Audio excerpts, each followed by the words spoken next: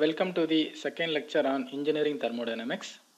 In the previous lecture, we have discussed about introduction to thermodynamics, applications of thermodynamics, and some of the basic terminologies related to thermodynamics. The outline of this presentation is like this. Let us discuss about what is a phase. Then we will be discussing about types of systems. Followed by that, we will be discussing about what is a pure substance and thermodynamic equilibrium. And finally, we are going to discuss about quasi-static process. There are three different types of states in which matter exists, like solid, liquid, and gas. Right. So here we define a phase based on three different conditions. The first condition is that a region of material that is physically distinct. That means the substance that we are going to consider in a single phase. Then we say that the material should be physically distinct and the chemical composition should be uniform throughout the physical structure of the system. Apart from that, this phase should be separable mechanically. When these three conditions are satisfied, then we say that the system is existing in a phase. Right. For example, now let us consider a glass container containing water, and at the top of the water ice cubes are floating. Okay, now this is the condition, and above this we are going to have air. Now for this condition, the ice cubes are in one phase because this is in solid state and the chemical composition is hydrogen and oxygen. Right. The second state is water in liquid state, and on top of this, on top of the glass, we are going to have air column, and this is in gaseous state.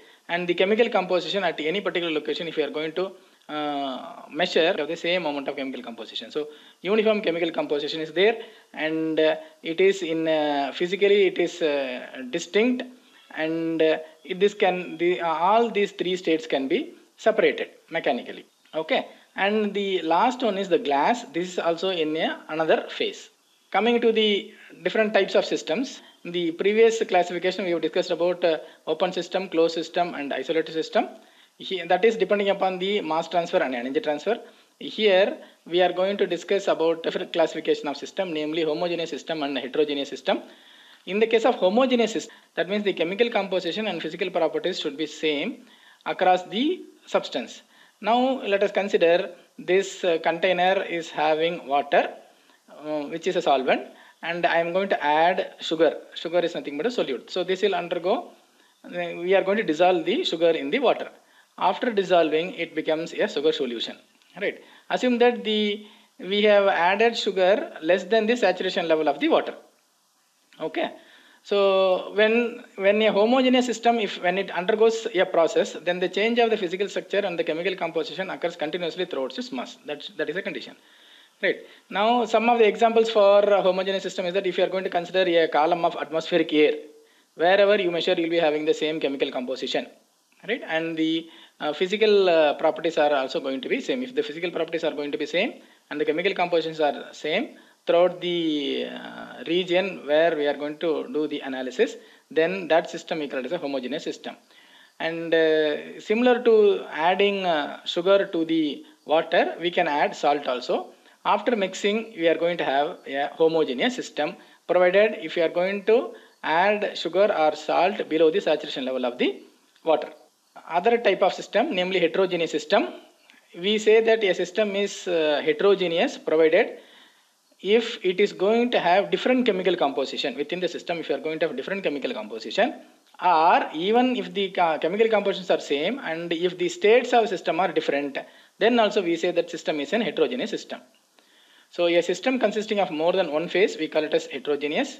Even if it is containing, if it is in the same phase or same state, if the chemical compositions are different, then we say that the system is a heterogeneous system. Some of the examples are shown here.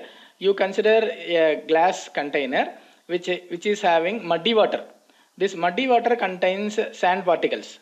The sand particles are in solid state, whereas the water is in liquid state, and the chemical composition of the sand is different, chemical composition of water is different.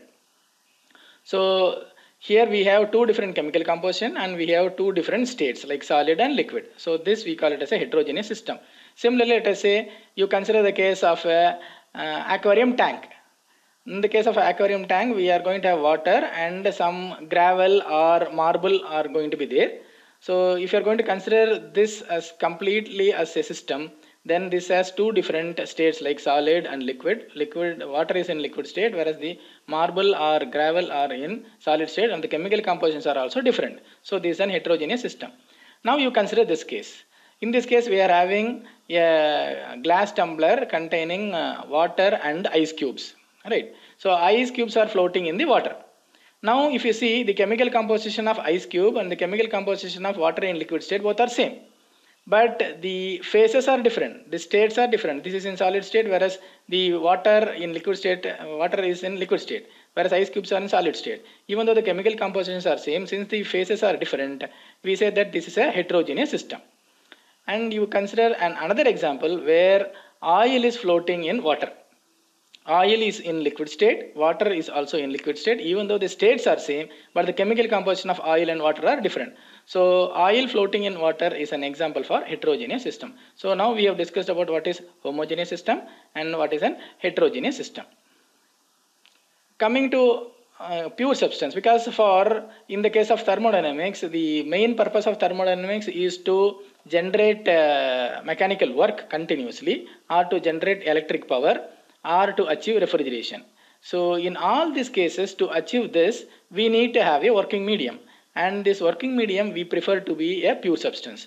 So you should know what is a pure substance. The definition for pure substance is like this: when within the system, if you are going to have same chemical composition throughout its mass, such substances are called pure substances. Substance which has uniform chemical composition throughout its mass is called as a pure substance. You consider this example.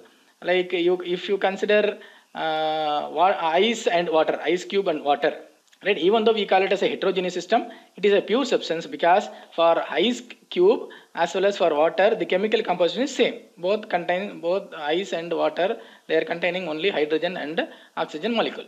And if you are going to consider a steam boiler, right, where we are going to have water in liquid state and water in vapor state. So when you are going to consider these two together as a substance, then the chemical compositions are same, even though they are existing in two different states. So this is also an example for pure substance. So the condition for pure substance is that it should have chemical composition throughout its mass. So now some of the examples for not a pure substance. Now let us say we are having air, liquefied air is there.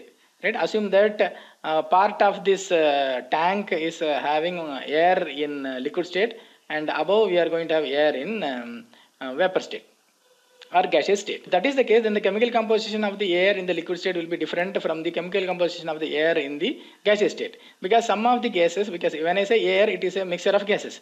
So some of the gases at some particular pressure it will become liquid, whereas some gases will not liquefy easily. If that is the case, then the chemical composition is going to vary. So if the chemical compositions are going to vary, then we cannot say that this is a pure substance. Now, similar in the case of this oil floating in water, but the chemical composition is different. If the chemical compositions are different, then we cannot say that the substance is pure. Okay, so these are not pure substances. So the condition for a pure substance is that the chemical composition throughout its mass should be the same. Coming to thermodynamic equilibrium, we say a system is in thermodynamic equilibrium provided if it exists in three different equilibriums, namely thermal equilibrium, mechanical equilibrium, and chemical equilibrium. We say that a system is in thermal equilibrium provided if the temperature at all points of the system remains same with the temperature of the surrounding. Within the system also temperature should be same at all points, and the temperature of the system and the surrounding should be same. If that is the case, then we say that system is existing in thermal equilibrium. And if there is no unbalanced forces acting within the system and between the system and surrounding, then we say that system is existing in mechanical equilibrium. There should not be any difference in pressure between the system and surrounding or within the system. Similarly, if there is no chance for the chemical reaction to occur within the system as well as from system to surrounding, then we say that system is existing in chemical equilibrium. So when a system is going to exist in thermal equilibrium, mechanical equilibrium, and chemical equilibrium, then we say that the system is existing in thermodynamic equilibrium. Coming to quasi-static process, the system will undergo change of state, and if you are able to define the path followed by the system during a change of state, then we call it as a process. what is the ideal process which has to be followed? If that is the case, if that is the point of discussion, then we say that quasi-static process is considered as an ideal process. How to define a quasi-static process? This ideal or theoretical process is defined like this. A process is said to be quasi-static provided if it satisfies the following three conditions. The process should occur at very slow manner. If it is going to occur very slowly, and when the process is occurring, it should have many number of intermediate equilibrium states. It should have infinite number of intermediate equilibrium states during the change of state or during the process. And the third condition is that process should be reversible. So such process we call it as a quasi-static process. When I say a system is undergoing a quasi-static process, it should satisfy these three conditions. The first condition is that the process should occur very slowly. And when the process undergoes, there should be many intermediate equilibrium states should be available, right? Infinite number of intermediate equilibrium states should be available, and the process should be reversible. Okay. Now let me explain how does this quasi-static process we can achieve, right? Now let us consider a cylinder piston arrangement. So this is a cylinder and this is the piston. Okay, within the cylinder piston arrangement we are going to have a gas, and this is at some initial state with a pressure of P1 and volume of V1. The gas contained within the cylinder piston arrangement is at a pressure P1 and volume V1, and over the piston we are having a weight. Because of the weight that is acting vertically down due to gravity, there exists a pressure P1 and the volume is less now. Okay, so now this is going to undergo a process, and let me say this is going to undergo a quasi-static process. So what are the conditions? Now this is the initial state of the system. Now I am going to remove the weight that is present on top of the piston slowly, and assume that this weight is made up of many slices. It is sliced and you can remove one by one. These slices can be removed one by one. Assume that initially we have noted down the pressure and volume, and I have marked this in a PV diagram. In a pressure volume diagram we have represented the initial state of the system. Initial pressure is P1 and the initial volume is V1. This is marked. And now I have removed the topmost slice of the weight from here, right? So when I remove this, so what will happen? This pressure is higher than the atmospheric pressure. Now this will come to equilibrium. That means slightly this gas is going to expand. Once it expands slightly, now I am going to measure the pressure using a pressure gauge connected to this. Note down the pressure and note down the volume, and you mark it here. Similarly, you remove the next layer of the weight, right? The next slice of the weight, if you remove, then slightly it is going to expand. So volume is going to increase and pressure is going to decrease. So volume is increasing for this and pressure is decreasing compared to the previous intermediate equilibrium state. Then you wait for some time. When it reaches the equilibrium state, again remove the next layer of the weight. So like this, if you keep on proceeding, you can mark the variation of pressure and volume at all the intermediate equilibrium states. Finally, when you remove all the slices of the weight, then it reaches the final state here, right? The piston reaches the final state. At the final state, let us say the pressure is P2 and volume is V2. So now during this process, we were removing the slices of the weight one by one slowly, and we had many intermediate equilibrium states. So this condition is satisfied, and the process is going to occur very slowly, right? Because there are many number of slices of the weight. So process is occurring slowly and it has many intermediate equilibrium state. Now let us say I am going to place this weight one by one again on top of the piston. After removing everything completely, I am going to place these weights one by one. When I place the first slice of the weight, then because of the weight that is acting on the piston is going to move down slightly, and wait for some time, note down the pressure and the volume. Then when you start marking this in the pressure volume diagram, then you will get the same path followed by the system.